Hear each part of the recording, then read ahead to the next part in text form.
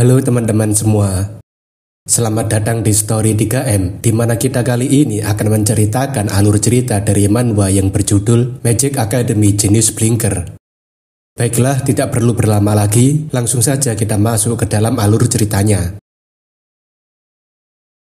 Pada chapter sebelumnya, Baek Yusul hampir saja mati karena beberapa penyihir yang menyerangnya dari belakang ketika sedang menyeberang. Namun pada akhirnya, Baek Yusul berhasil menyeberangi tebing dan telah bergabung bersama dengan kelompok penyihir. Setelah kesulitan yang dirinya hadapi tersebut, Baek Yusul memulai perjalanannya untuk mendaftarkan diri di Akademi Stella. Dalam perjalanan tersebut, Baek Yusul tampaknya tertidur dengan sangat lelap karena pertarungannya melawan para pengejar yang hampir merenggut nyawanya. Tapi sepertinya, Baek Yusul sedang memimpikan sesuatu yang membuatnya tidur kurang nyenyak. Mimpi tersebut tampaknya menampilkan kehidupan Baek Yusul yang asli, yang ingin menjadi seorang penyihir ketika sudah menjadi dewasa. Hal tersebut Baek Yusul ceritakan kepada ibunya, dan ibunya tentunya mendukung impian dari anaknya yang begitu manis. Buku teks sihir bekas yang diberikan oleh ayahnya dan ibunya dari hasil menabung membuat Baek Yusul semakin bersemangat dalam mempelajari sihir. Baek Yusul bertekad untuk belajar dengan giat dan membuat orang tuanya bangga kepadanya setelah dirinya besar nanti. Akan tetapi, ketika Baek Yusul sudah cukup besar, seorang dokter menyatakan bahwa Baek Yusul menderita mana Lekage Syndrome yang membuatnya tidak bisa mengumpulkan mana.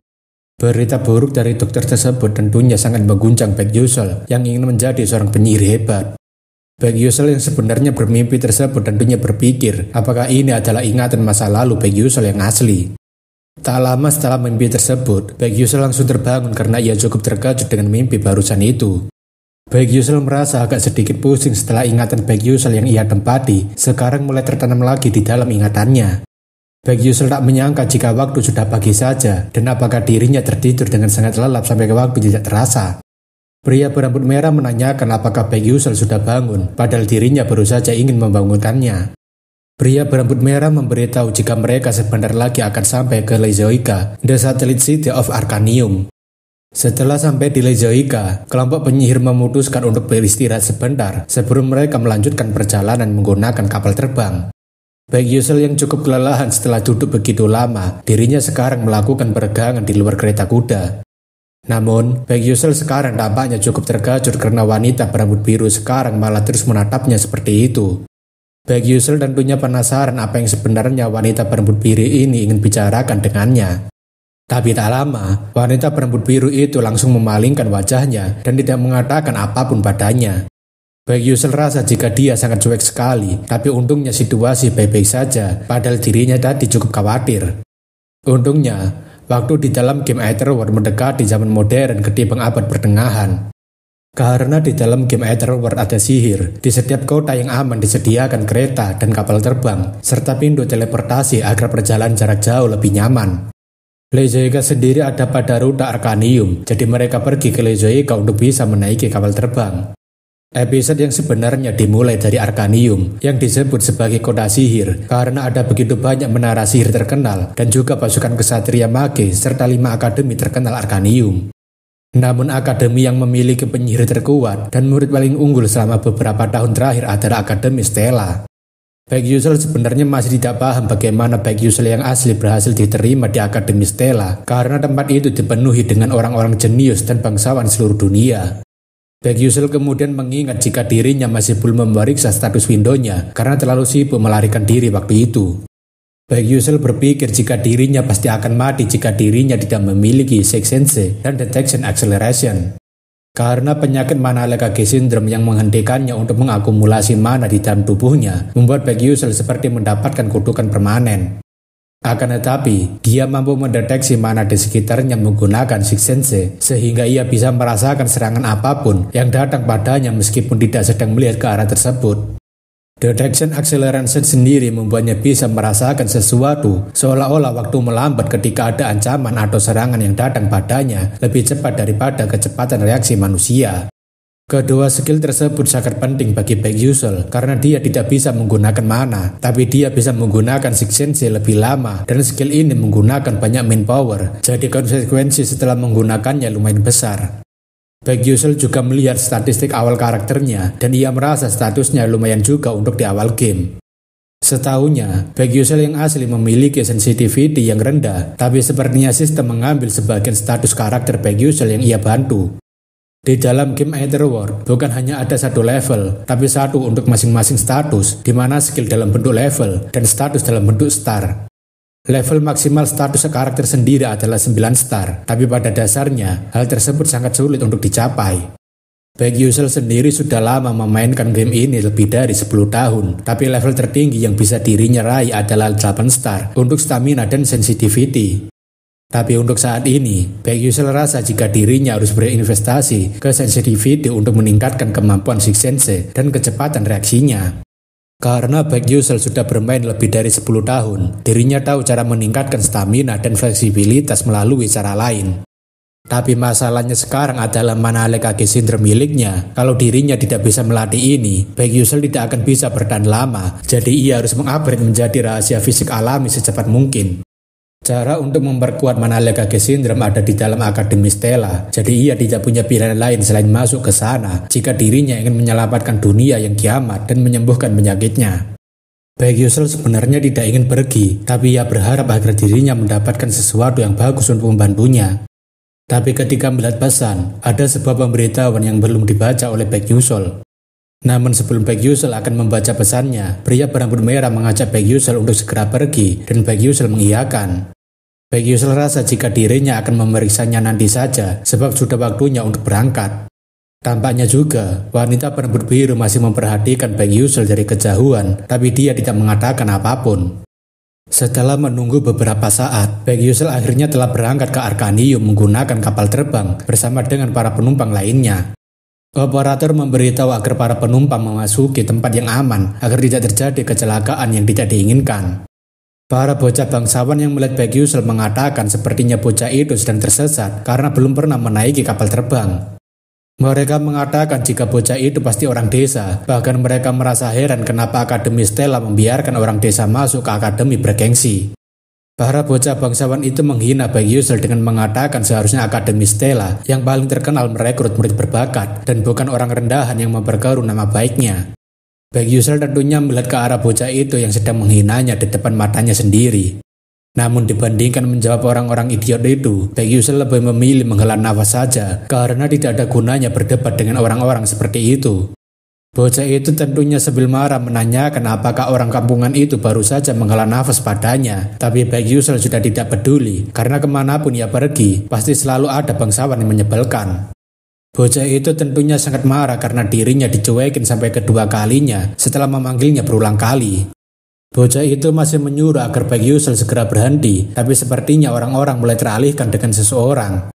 Bocah itu tentunya penasaran apa yang sedang terjadi karena semua orang tiba-tiba berisik sekali, padahal dia sendiri yang berisik. Baek Yusul tentunya juga penasaran kenapa semua orang tiba-tiba membicarakan orang lain dibandingkan orang kampung sepertinya. Rupanya, orang yang sedang dibicarakan itu adalah putri kerajaan Adolebit, yaitu Hongbyeon Adolebit. Semua orang tentunya memperhatikan Bion karena dia adalah putri kerajaan dan dia memiliki bakat yang luar biasa dalam hal sihir. Bocah sombong tadi tentunya langsung bersikap sopan layaknya bangsawan yang ingin menjilat sebaik mungkin pada keluarga kerajaan. Bion tentunya hanya melihat bocah sombong tadi dengan tatapan yang merendahkannya dan membuat bocah itu jadi gugup sendiri. Tanpa mengucapkan sepatah kata pun, Bion langsung meninggalkan bocah sombong itu seperti Baek Yusul mencuekannya.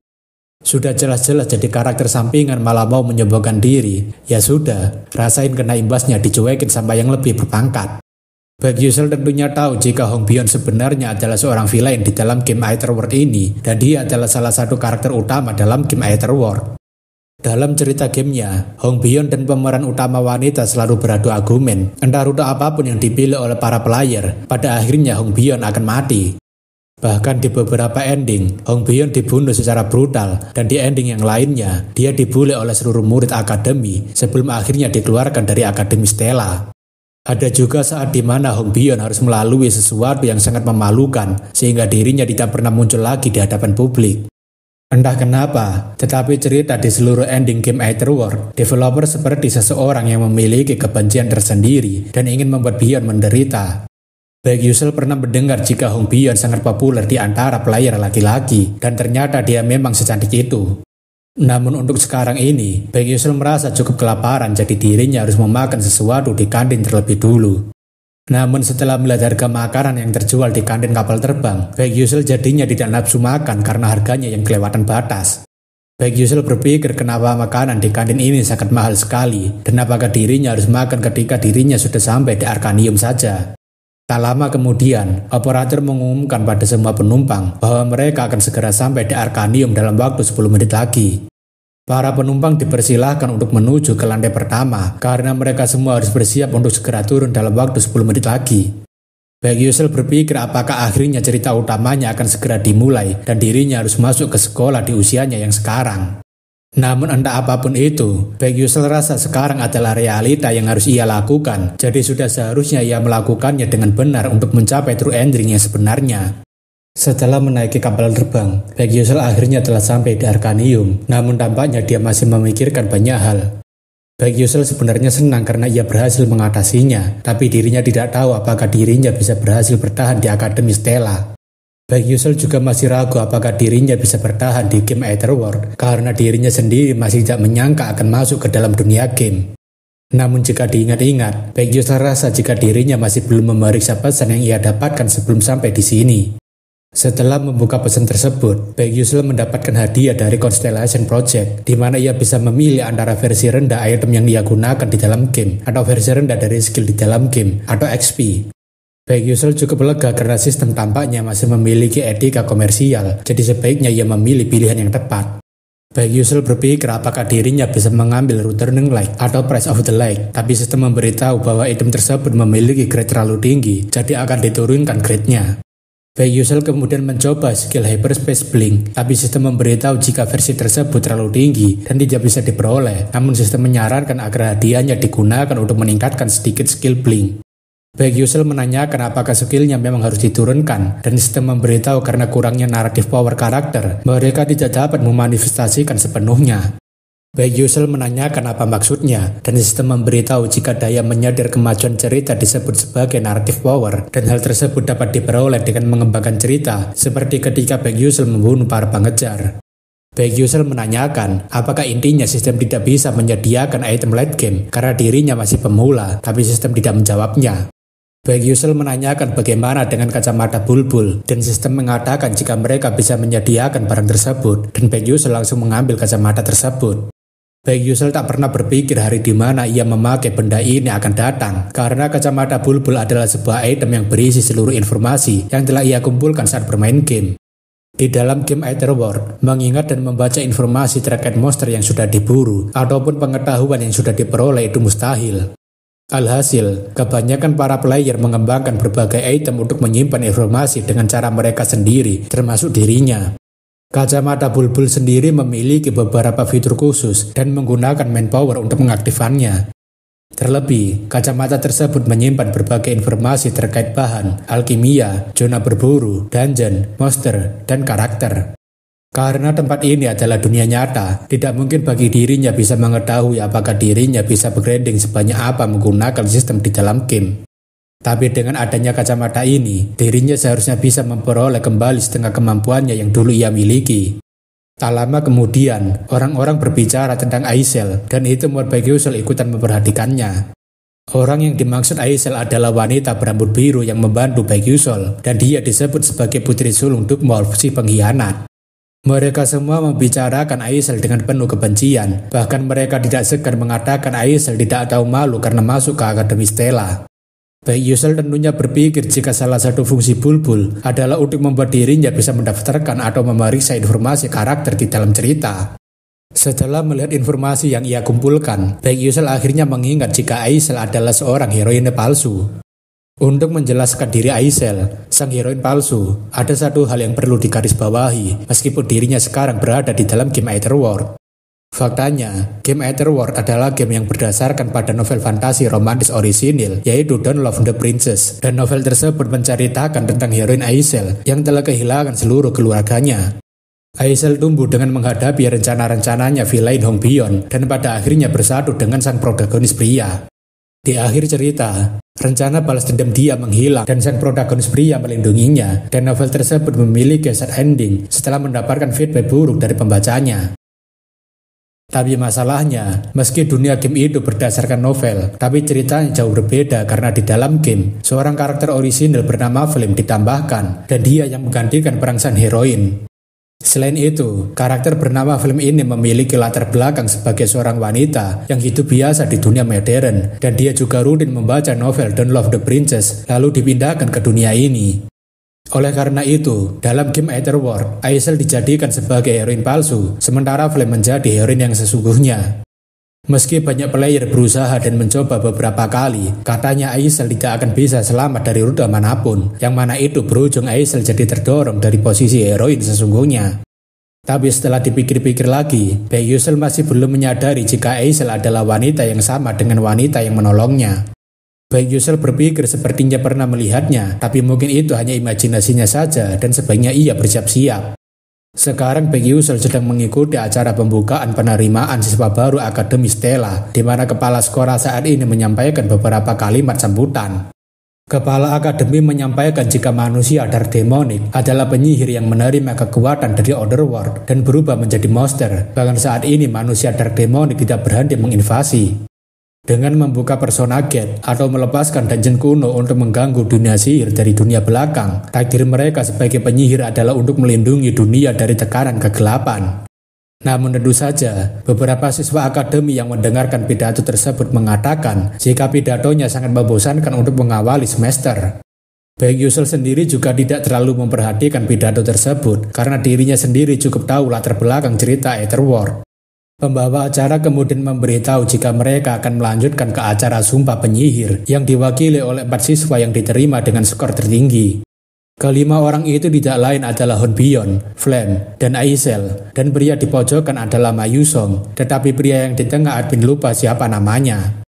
Baek Yusul tentunya merasa jika semua wajah mereka sangat bersinar dan cocok dengan posisi mereka sebagai karakter utama dalam cerita. Namun yang paling cerah di antara semuanya yang ada di depan sana adalah perwakilan siswa baru, Ma Yusong, yang masuk akademi dengan skor nilai tertinggi di antara peserta baru. Baek Yusul rasa wajar saja Ma Yusong sangat dikagumi banyak orang karena wajahnya yang begitu tampan dan pintar. Ma Yusong adalah karakter paling cocok untuk ungkapan, dari langit sampai bumi, dirinya lah yang paling terhormat dengan statusnya mana 9 star miliknya. Terlebih, Ma Yusong memiliki potensi mendekati alam dewa dan dijuluki sebagai jenis alami yang mampu mengendalikan semua elemen di dunia ini. Bahkan jika Baek Yusul tidak bisa meraih true ending, Baek Yusul berpikir setidaknya ia harus bertujuan menghindari bad ending dengan menggiring Ma Yusong ke sisi yang baik. Akan tetapi, semua itu nantinya akan sepenuhnya tergantung pada keputusan sang heroin sesungguhnya, yaitu Flame. Tergantung dengan bagaimana dia bertindak mulai dari sini, karena dia juga berada di dunia nyata sama sepertinya, jadi mungkin dirinya harus mendekatinya. Tapi, Baek Yusul rasa keadaan akan menjadi semakin rumit jika Flame menganggapnya sebagai musuh dan menolaknya karena dirinya punya privilege yang sama dalam informasi. Flame adalah perusahaan novel fantasi romantis dan Baek Yusul adalah perusahaan game fantasi romantis, tapi Baek Yusul rasa jika dirinya tidak terlalu penting seperti seorang NPC di desa.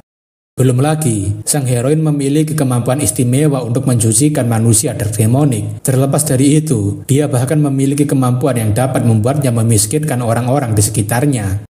Baek Yusul rasa berada di dekatnya Flame pasti akan mempengaruhi kehidupannya juga, jadi mungkin sebaiknya dirinya mengurungkan niatnya. Baek Yusul memutuskan jika peranannya kali ini adalah untuk mendukung para karakter utama dari jauh dan tidak terlibat dengan mereka sebisa mungkin. Dengan berakhirnya pembukaan penerimaan siswa baru tersebut, semua siswa bertepuk tangan dan misi Baek Yusul untuk mendaftar ke Akademi Stella telah berhasil.